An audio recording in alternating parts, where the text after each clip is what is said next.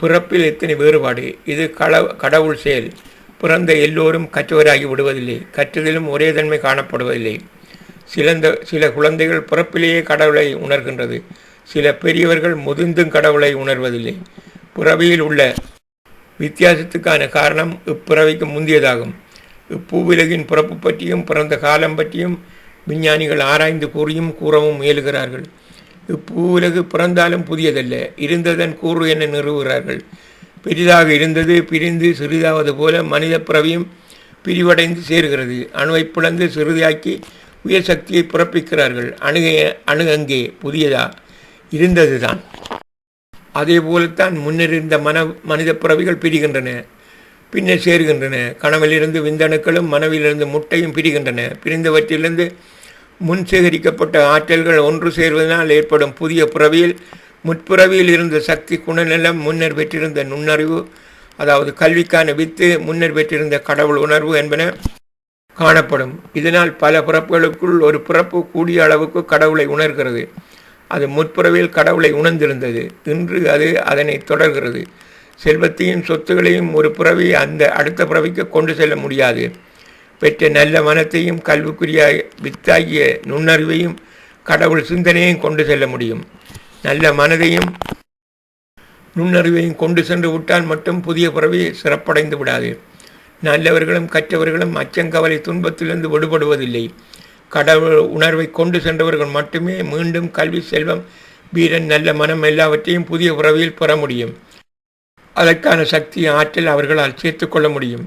இதனை விஞ்ஞானிகள் 23 ஜோடி நிறமூத்தங்களில் உள்ள ஜீன்கள் பிரிந்து மீண்டும் புதிய 23 ஜோடி நிறமூத்த ஜீன்களாக சேர்வதால் புதிய பிறவியின் தன்மை ஏற்படுகிறது என விளக்க முனைகிறார்கள். சேரும் நிறமூத்த ஜீன்களில் கடவுள் உணர்வு, நல்ல மனம், கல்விக்கான நுண்ணறிவு என்பன இருக்க வேண்டாமா? இந்த சேர்க்கையை இதுவரை கடவுளை செய்கிறார். புதிய மாறும் உலகுக்கு பொருத்தமானவர்களை தயார் செய்யும் வேலை அவருடையது.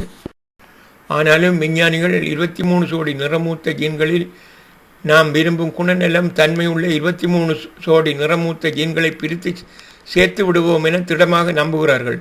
அத்தகைய ஆற்றல் அவர்களுக்கு வரும்போது சிறந்த குணநலமும் கடவுளை உணரும் தன்மையும் உள்ள ஜீன்களை சேர்க்க வேண்டுமென்ற எண்ணத்தை கடவுள் விஞ்ஞானிகளுக்கு உணர்த்துவாரானால் அவர்கள் புதிய மாறும் உலகிற்கு பொருத்தமானவர்களை உருவாக்கி விடுவார்கள். ஆனால் அப்புறவியை உலகுக்கு அளிக்க தாய் வேண்டும் என்பதையும் அவர் அதனை 10 மாதங்கள் சுமக்க வேண்டும் என்பதனையும் விஞ்ஞானிகள் மறந்துவிட மாட்டார்கள். ஆராய்ந்து காணும் விஞ்ஞானி கண்டுபிடிப்பின் மீன் பணிந்து விடுகிறான். அவனை மக்கள் சேர்ந்து உயர்த்துகிறார்கள். என் சக்திக்கு அப்பாற்பட்ட இன்னும் ஆராய்வதற்கு ஏராளமாக உள்ளதென நினைந்து இயற்கையிடம் பணிந்து விடுகிறான். அந்த இயற்கை எது? கடவுளின் முன்னால் பணிந்தவன் மாந்தரின் முன்னால் உயர்ந்து விடுகிறான். விஞ்ஞானிகள் எதனை கண்டறிந்தாலும் கடவுளை காணும் வழியில் புராணங்கள் கூறும் பிரம்மாவும் விஷ்ணுவும் போலவே அடிமுடி காணாமல் இருப்பார்கள் என நான் கூறுகிறேன். கடவுள் உணர்வுடைய புதிய பிறவியை பிறக்கச் செய்யும் ஆற்றலை விஞ்ஞானிகள் பெற்றுவிட்டார்களானால் உயர் சக்தி பிறப்புக்காக அணுவை பிளக்க வேண்டி ஏற்படாது. பிறந்த மனிதர் கடவுளை வணங்கி அபார சக்தியை தோற்றுவித்து விடுவார்கள். அப்புதிய மாறும் உலகில் சூதும் பாதும், வஞ்சனையும், பொறாமையும், பொய்யும், களவும், காமக்குரோதங்கள் மற்ற மனித பிறவிகள் மட்டுமே எங்கி இருப்பார்கள். அவர்கள் கடவுள் வணக்கத்தினால் அபார சக்தியை தோற்றுவிப்பார்கள். அச்சங்கவலை துன்பமற்ற வழியில் அச்சக்தியை பயன்படுத்துவார்கள். மாறும் புதிய உலகம் ஒளிமயமாகிவிடும்.